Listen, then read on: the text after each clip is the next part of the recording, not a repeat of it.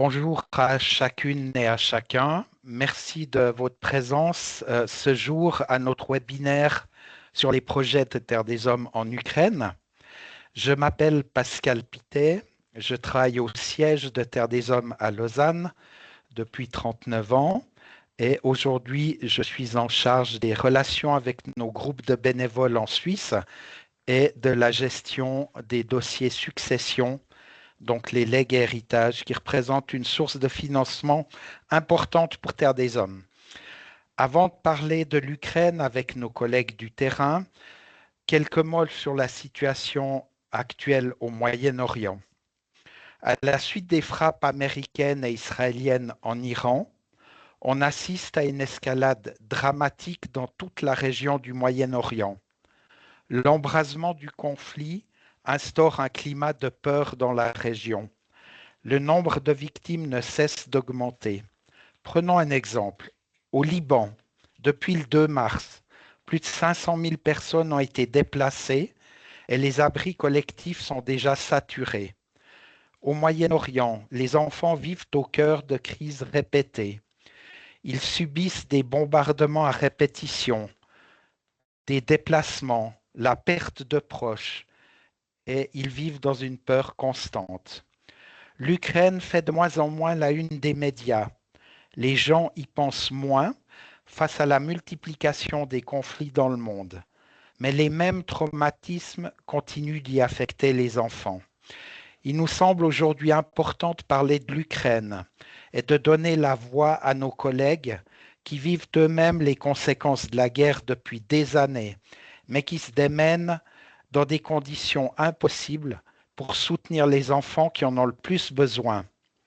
Le journal Le Monde nous indique qu'en 4 ans, le bilan humain estimé depuis l'attaque russe en Ukraine s'étend à plus de 500 000 morts et plus de 2 millions si l'on ajoute les invalides de guerre, ce qui représente le bilan le plus grave en Europe depuis la Seconde Guerre mondiale.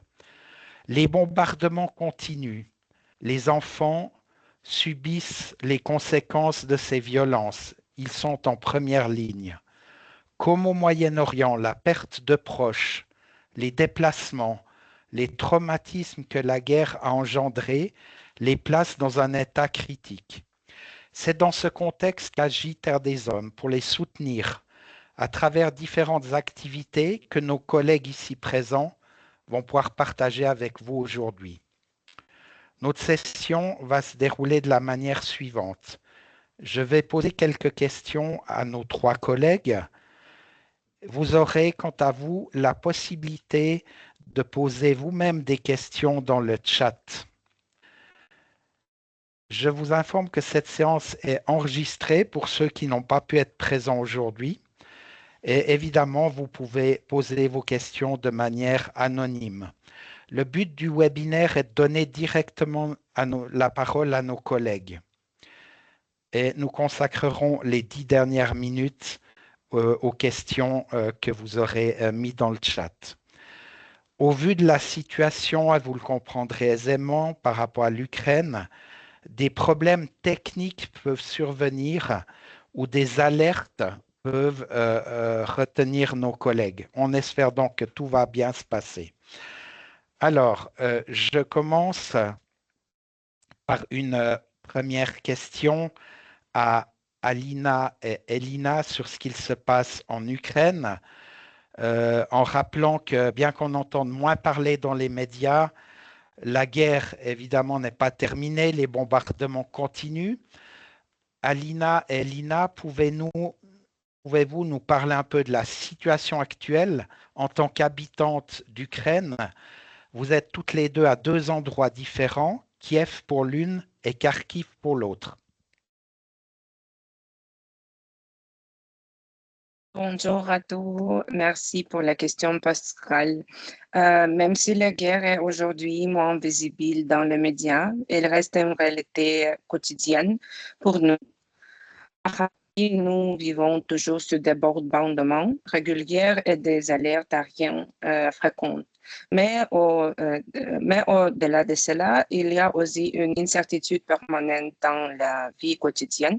On ne sait pas toujours si on pourra dormir tranquillement, prendre une douche cuisinière ou même se chauffer correctement. Cet hiver, par exemple, nous avons le sentiment d'avoir froid pendant plusieurs mois sans interruption. Pour les enfants, sont profondes, interruption de l'éducation, isolement, stress chronique. Nous avons recommandé à chef des besoins et l'une des données alarmantes. 80% des familles font une détresse modérée ou grave, tandis que 75% d'entre elles n'ont pas accès à un soutien psychosocial et une santé mentale. Et malgré cela, chaque matin, les gens vont travailler, les enfants continuent à étudier. Les communautés font preuve d'une grande résilience et s'adaptement et permanence. Mais il est important de souligner que cette résilience ne doit pas être confondue avec la bien-être. Je m'excusais, mon français est encore en développement. J'ai préparé certaines parties pour être plus clair et de Oui, merci beaucoup Elina. Alina d'avoir fait l'effort de t'exprimer en français. Ça nous touche beaucoup. Vous avez compris à travers le propos d'Alina qu'elle travaille pour la protection des enfants et le soutien psychosocial, une activité tellement importante pour donner quand même aux enfants de l'espoir pour l'avenir. Donc, Alina, tu as une grande expérience dans l'humanitaire. Tu as notamment travaillé pour Save the Children et PER. Et donc, tu es aujourd'hui, en étant basée à Kharkiv, une personne clé de l'engagement de Terre des Hommes en Ukraine. Je me tourne vers toi, Elina. Donc, tu as une expérience dans les droits procéduraux pour les enfants qui sont en conflit avec la loi. Donc, qu'est-ce que tu peux nous dire sur tes activités concrètes? Bon, merci beaucoup Pascal pour cette question. Tout d'abord, je voudrais ajouter à ce que disait Alina précédemment de moi, en ce qui concerne la situation en Ukraine. Alors, Alina habite à Kharkiv, moi j'habite à Kiev, à la capitale de l'Ukraine. Alors, c'est deux villes différentes, mais deux villes sont bombardées régulièrement, et comme toute l'Ukraine est bombardée régulièrement. Par exemple, hier, nous avons eu 3 alertes aériennes à Kiev, et 2 en matin et la 3e en hiver au soir. Et quand j'étais dans la rue, au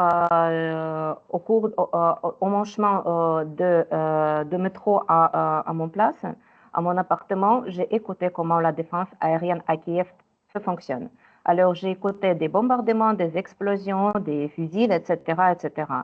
Alors, c'est la situation dont les Ukrainiens vivent tous les jours et tous les nuits. Quand on s'endorme le soir, on, à vrai dire, ne sait pas si on se réveille le matin. C'est la réalité ukrainienne et c'est la réalité non seulement des adultes, mais particulièrement des enfants.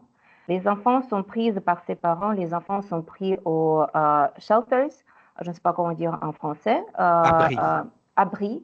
Oui, les enfants se sentent le stress chronique, l'angoisse, l'anxiété, mais malgré tout ça, les parents et les enfants, tous les deux, on peut dire, ils mènent la vie en Ukraine.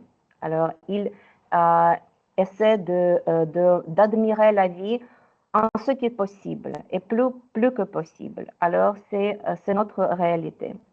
Concernant mes activités au Terre des Hommes, au sein de Terre des Hommes, je dirige des projets sur les droits procéduraux des enfants qui sont soupçonnés ou qui sont accusés d'avoir commis un crime. Alors, on les appelle les enfants avec le conflit de la loi. Mon projet concerne leurs droits procéduraux dans le contexte de numérisation du système judiciaire en Ukraine, c'est-à-dire comment les audiences à distance devant le tribunal affectent ou influencent les droits procéduraux et les garanties procédurales des enfants, des mineurs en conflit avec la loi. Alors, ce focus, cet accent particulier de ce projet, c'est que ce sont ces audiences à distance. Non seulement les procédures pénales qui existent en Ukraine, non seulement les poursuites pénales durant des enquêtes, mais ces audiences à distance au cours de poursuites pénales, par exemple des interrogations à distance, ou bien audience à distance devant le tribunal si on parle dire cette étape finale de poursuite criminelle. Alors, mon projet est consacré d'étudier et de comprendre et de faire de recherche comment les droits procéduraux sont garantis.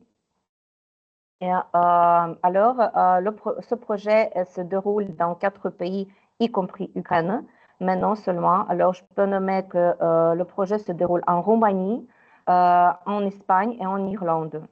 Alors, c'est 3 pays membres de l'Union européenne, à part sauf l'Ukraine, mais l'Ukraine a l'histoire d'une numérisation très rapide des services étatiques, des structures d'État qui fonctionnent dans le contexte de numérisation.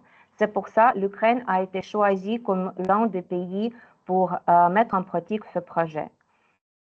Oui, merci beaucoup, Elina. C'est vrai que c'est un projet peut-être qui est moins habituel ou moins connu pour nos donatrices et nos donateurs, mais qui est tellement important pour faire en sorte que on puisse respecter les droits de chaque enfant, aussi quand on parle des enfants en conflit avec la loi. J'aimerais passer à notre troisième intervenant, Ervin Bartis. Tu es avocat de formation, tu es basé à Budapest en Hongrie, de nationalité hongroise et roumaine, et tu as plus de 15 ans d'expérience, Ervin, dans le domaine humanitaire et du développement en Asie du Sud-Est, en Asie centrale, au Moyen-Orient, en Afrique. Est-ce que tu pourrais nous expliquer quel est ton rôle? Tu n'es pas toi-même en Ukraine, mais en Hongrie, mais ton travail a un lien direct avec les projets de Terre des Hommes en Ukraine. Bien sûr. En fait, je suis, en anglais, ça se dit Meal Manager. Donc, ça veut dire Monitoring, Evaluation, Accountability and Learning. Donc, en français, on pourrait dire suivi, évaluation, redevabilité et l'apprentissage. Donc, pour la partie suivi, en fait, on va mettre en place des indicateurs et des outils qui permettent de suivre l'avancement des projets. Pour l'évaluation, en fait, on va regarder avec un œil critique, avec un peu de recul, comment nos programmes avancent, comment on peut les améliorer. Pour la redevabilité, en fait, ça signifie qu'on a des obligations importantes et nous devons rester à l'écoute des enfants, des parents et toutes les communautés avec lesquelles on travaille. Après, la dimension apprentissage, c'est en fait toutes les informations que nous collectons pendant nos activités doivent servir à améliorer notre travail. Dans la pratique, mon travail quotidien consiste à encadrer une petite équipe qui est basée en Ukraine, dans des régions différentes. Et en fait, ensemble, nous travaillons sur la collecte des données, sur les cadres des suivis des projets et nous analysons les informations qui remontent du terrain. Je travaille également avec nos partenaires locaux, donc on essaie d'améliorer leurs capacités.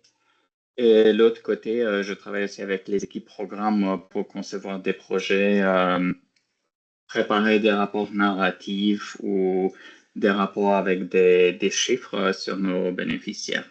Donc, en fait, en gros, mon rôle est de s'assurer que nos projets ne sont pas juste bien intentionnés, mais qu'ils sont efficaces aussi, ils sont responsables et ils s'améliorent constamment.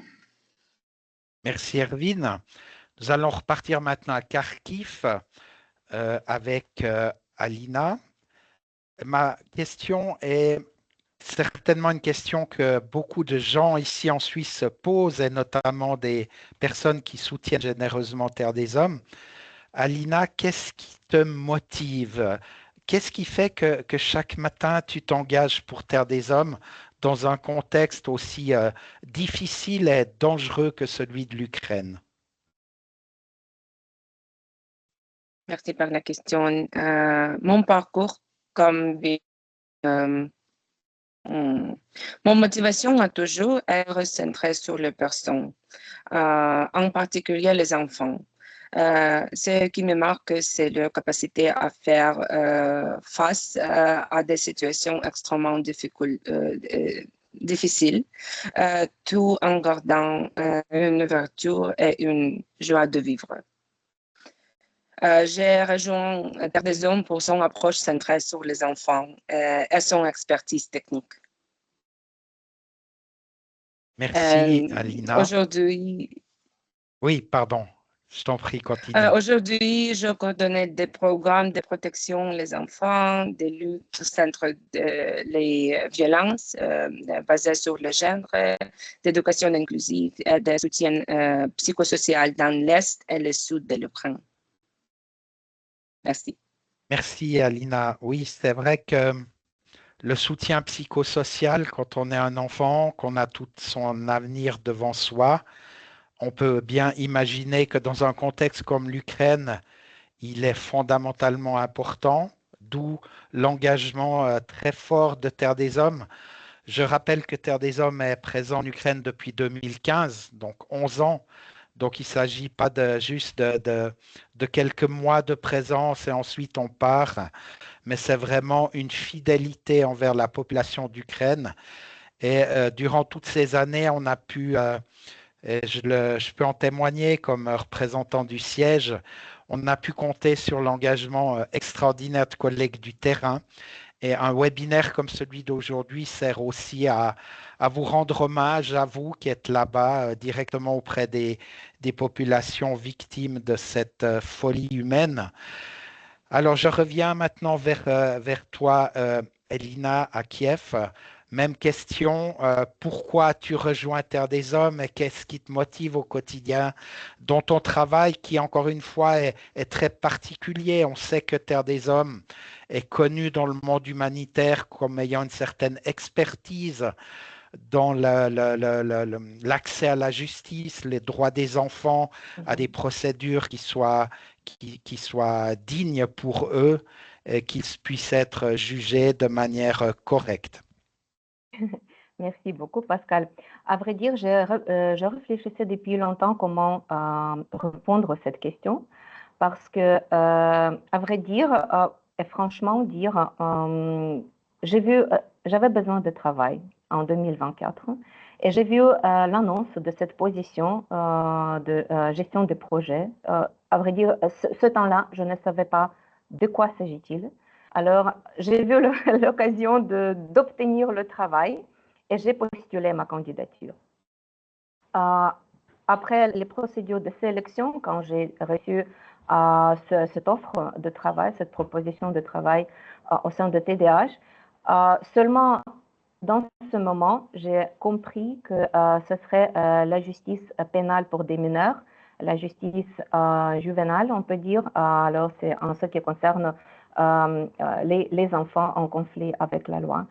Mais ce qui me motive de rester ici et de travailler dans ce domaine et avec SEDEM, c'est que j'ai compris que TDH a vraiment l'expertise nécessaire en ce qui concerne la participation des enfants, de les donner la possibilité de s'exprimer et de donner la voix aux enfants. Alors, ce qui est vraiment important, et je crois que non seulement en Ukraine, mais partout dans le monde, parce que nous, les adultes, on croit qu'on sait meilleur par rapport aux enfants ce qui est nécessaire pour les enfants.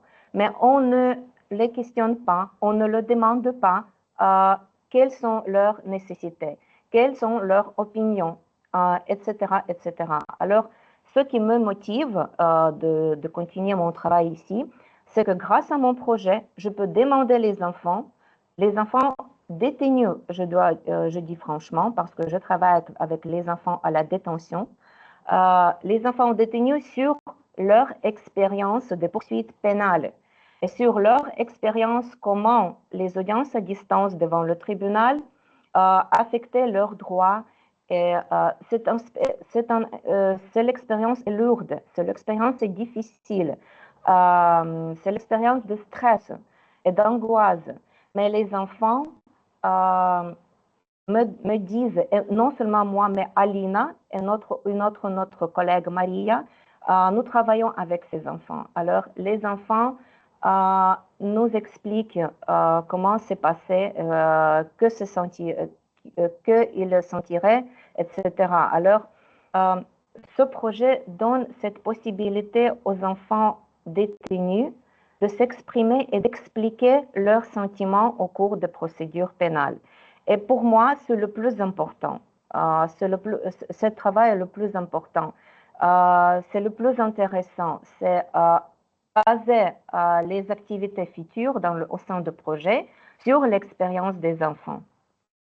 Oui, merci beaucoup, Elina. Je pense que dans ton propos, tu as relevé une chose qui me paraît cruciale, donner la voix aux enfants. Oui, exactement. Et c'est une constante à Terre des Hommes en Ukraine et dans beaucoup d'autres régions du monde, de faire des enfants non pas uniquement des bénéficiaires, mais des acteurs de leur changement.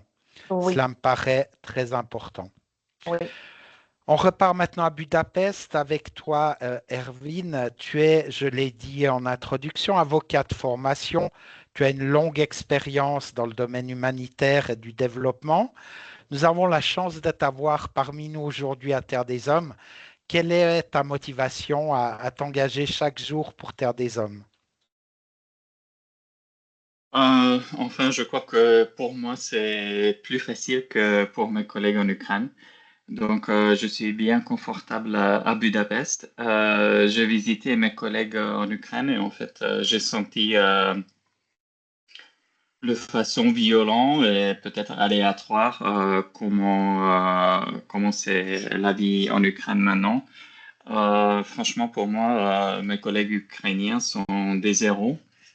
Euh, Moi qui j'aime bien dormir, chaque fois quand je vais en Ukraine, en fait, après 7 jours, 10 jours, je suis hyper fatigué, j'arrive pas à me concentrer.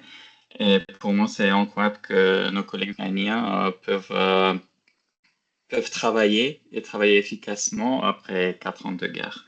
Donc, pour moi, je crois, mes collègues ukrainiens et la situation, c'est la grande motivation. Après, j'étais toujours engagé dans le domaine humanitaire parce que pour moi, c'est important que je me sens comme un partie de la solution et pas une partie de la problème. Oui, merci Erwin. Tu as relevé une chose qui est très importante. Nos collègues en Ukraine sont des héros. Et à travers Alina et Elina qui sont présentes avec nous aujourd'hui, c'est l'ensemble des collaborateurs humanitaires en Ukraine à qui nous rendons hommage et pas seulement ceux de Terre des Hommes, puisqu'on sait que beaucoup d'autres organisations agissent dans ce contexte-là. J'aimerais poursuivre avec toi, Erwin, en te demandant qu'est-ce que Terre des Hommes a fait en 4 ans? Est-ce que tu aurais quelques chiffres à nous donner, tant sur le nombre de personnes prises en charge que des moyens financiers que Terre des Hommes a investis en Ukraine? Oui, bien sûr. En fait, j'ai préparé quelques chiffres. Ben, je vais essayer de ne pas faire des fautes avec les chiffres en français. Donc, si on part sur les derniers 4 ans, en fait, TDH en total a eu 181 000 des bénéficiaires en total. Donc, par exemple, on a eu 83 000 des enfants qui ont recours aux services de protection et de santé mentale et soutien psychologique. On a autour de 2400 parents qui ont accédé à nos services aussi. On a formé 4293 spécialistes dans les méthodologies TDAH ou en case management ou gestion des cas. On a créé et soutenu des espaces adaptés aux enfants et des centres d'apprentissage. En total, c'est 439 des lieux qu'on a créés ou soutenus. Et après, je pourrais encore partager des chiffres, mais je trouve que c'est très important de partager aussi des chiffres sur la satisfaction que les enfants et les parents ont après qu'ils ont accédé à nos services. Donc, en total, 94% de nos bénéficiaires sont contents de services qu'on a fournis en gestion des cas ou case management. Je ne sais pas si c'est la bonne formulation en français. Satisfaction en général au sein des enfants, des jeunes et des parents de nos services, ça revient à 93%. Et en fait, on a une amélioration de bien-être des enfants qui ont reçu des services de santé mentale et soutien psychologique autour de 80%. Donc, moi, je trouve que ces chiffres sont très importants. Et ça prouve que en fait, les programmes qu'on a en Ukraine, ils ont un vrai impact dans la vie des gens. Oui, merci beaucoup, Erwin. Effectivement, tu as raison de relever l'importance de ces chiffres pour que de notre côté, à Terre des Hommes, on puisse valider la qualité de notre engagement, parce que développer des actions dans un pays en guerre, c'est extrêmement compliqué, complexe, c'est pas seulement dangereux, mais c'est vraiment important d'avoir un retour de nos bénéficiaires et de savoir si les moyens humains et financiers qui sont mis en œuvre correspondent réellement à un besoin. Quand je vois défiler les photos qu'on nous propose durant ce webinaire, je me dis, ben voilà, l'avenir, c'est ces enfants qui jouent. C'est ces enfants qui, pendant des moments dans la journée, retrouvent le sourire, comme vous le voyez là. Et ça, c'est vraiment l'enjeu pour Terre des Hommes, c'est d'offrir un espoir aux enfants d'un avenir qui soit différent que celui qu'ils endurent depuis tant d'années. Le temps avance et j'aimerais proposer aux personnes qui participent à ce webinaire et qui auraient envie de poser leurs questions dans le chat. On les répercutera auprès de nos trois intervenants.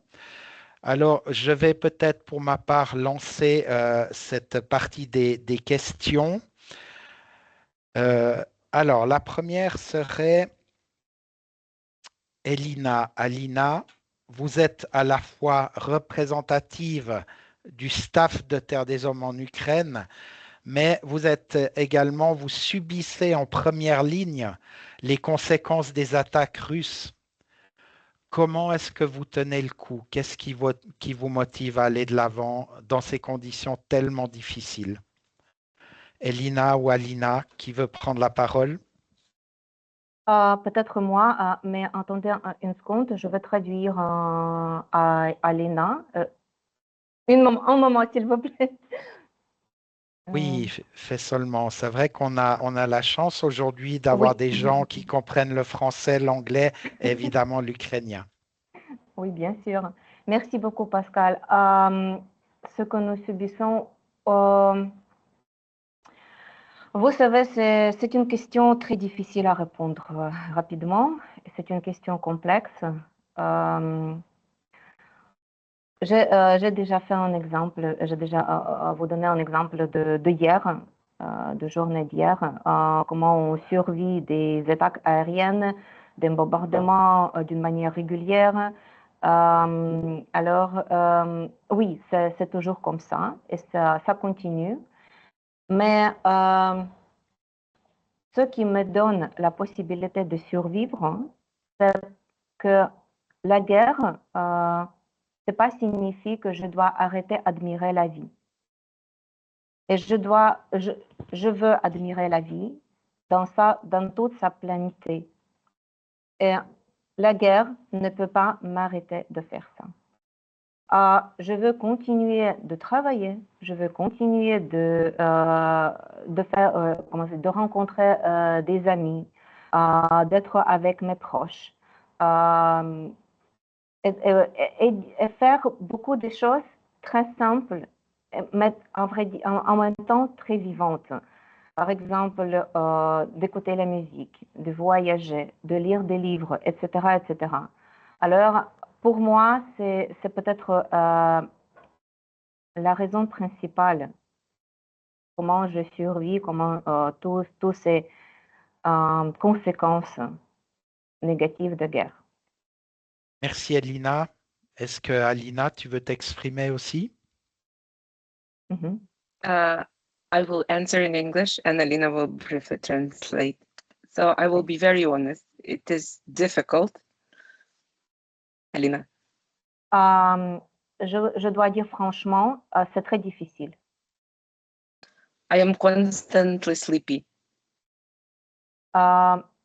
Тобто ти не досинаєш? Постійно сонна. Je veux toujours dormir. I don't know how long I will last. Je ne savais pas combien de temps il me reste. But I will continue as long as I can to support my country and my city and the kids there, because this is also something which helps me to live. Mais je vais continuer de supporter les enfants, de supporter mon pays, parce que ça me donne, ça m'aide de survivre. Oui, merci beaucoup. Oui, pardon, Alina.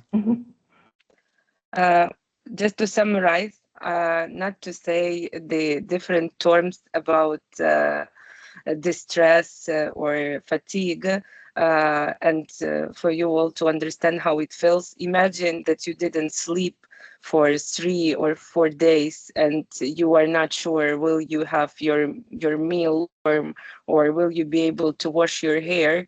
It's not super difficult, but it's something you always need, and you just have to go and to believe that it will get better.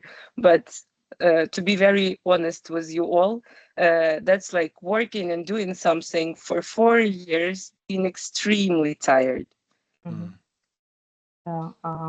Je dois traduire. Ok, d'accord. Alors, pour conclure, imaginez que vous n'avez pas dormi ou vous n'avez pas mangé depuis 3, 4, 5 jours. Et alors, comment vous pouvez arranger tout ça si vous êtes tellement fatigué, si vous êtes tellement stressé? Alors, à vrai dire, Alina, я забула, що ти в кінці сказала. Mais pardonnez-moi parce que j'ai oublié ce que Alina disait à la fin de son...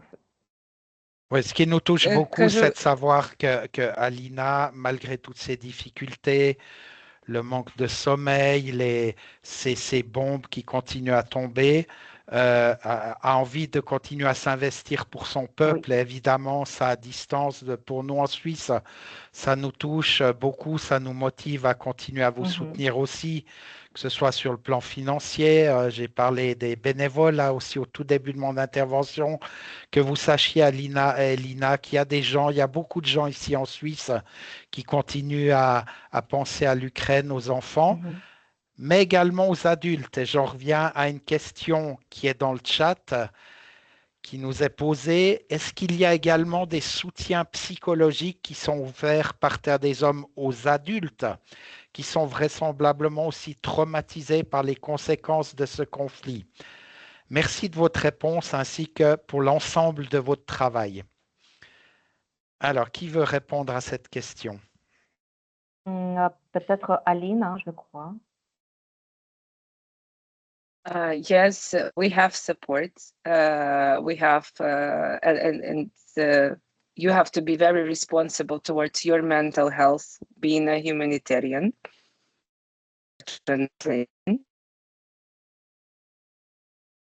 D'accord. Oui, vous devez avoir le soutien psychosocial si vous habitez en Ukraine. Alina. We constantly have to monitor our mental health. Et nous devons, comment se dire, nous devons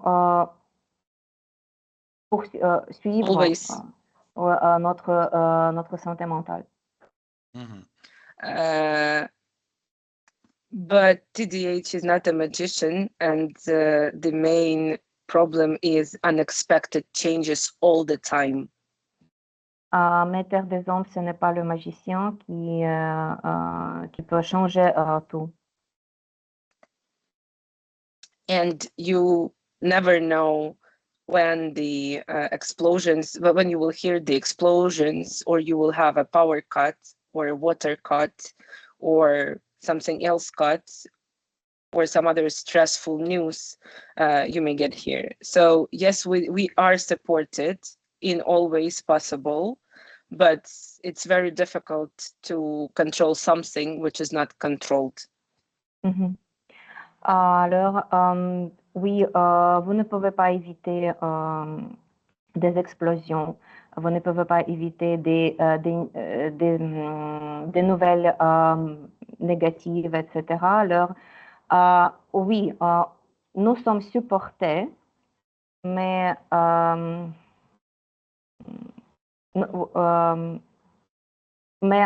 ne pouvons pas contrôler ce qui n'est pas possible de contrôler.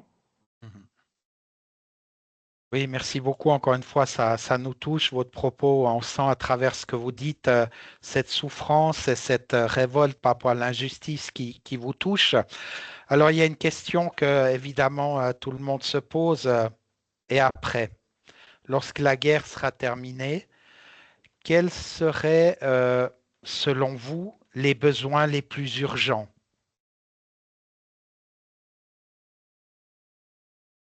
Elina ou Erwin, peut-être, toi, depuis Budapest, dans cette perspective où la guerre se termine en Ukraine, comment continuer?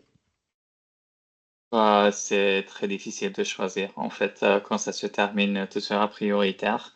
On a fait une évaluation nationale récemment. Je crois, Aline a déjà mentionné, en fait, 80% des familles sont en détresse modérée ou sévère. Et en fait, ils n'ont pas accès, 75% d'eux, ils n'ont pas accès à services de santé mentale et soutien psychologique. Donc, ça prouve qu'en fait, on travaille sur la santé mentale et soutien psychologique, mais l'Ukraine est un très grand pays avec une grande population. Et en fait, on peut travailler juste avec une petite partie de la population.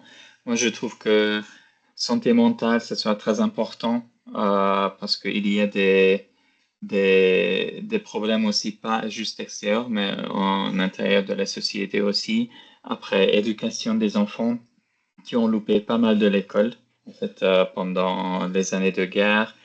Après, on a l'économie, on a tout ça. Mais je crois que si on pense dans un contexte humanitaire et de développement, moi, je trouve que santé mentale et éducation sont très importants. Oui, merci beaucoup. Alors, le temps passe, il nous reste 2 minutes. Et j'aimerais amener une conclusion. Après 4 ans de guerre en Ukraine, les équipes de Terre des Hommes restent très actives dans le pays.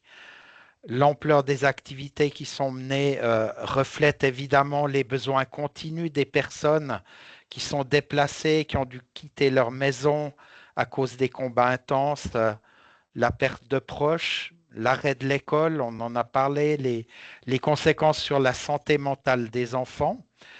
J'aimerais vous remercier vraiment du fond du cœur, Alina, Elina, Erwin, d'avoir pris le temps d'être présents aujourd'hui, de nous partager vos impressions, vos sentiments, ce que vous avez dans le cœur. J'aimerais encore une fois vous féliciter pour votre engagement. Comme je le dis toujours, le cœur des Terres des Hommes n'est pas à Lausanne en Suisse, mais il est sur le terrain. Vous l'avez incarné aujourd'hui.